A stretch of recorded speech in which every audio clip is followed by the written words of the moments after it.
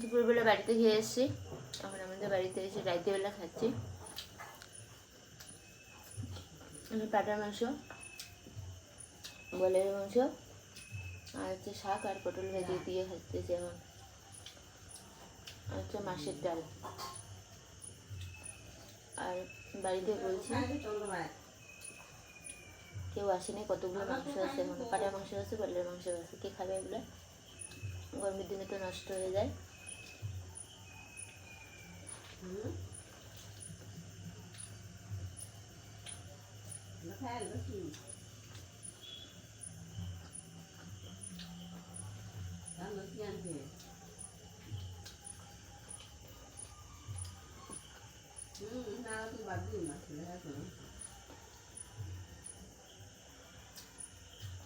মাংস থেকে আমার ডাল দিয়ে ভালো লাগে, ডাল আর শাক।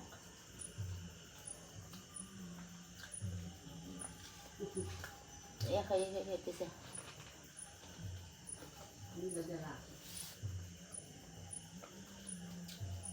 নাইটিটা করে কেমন লাগতেছে?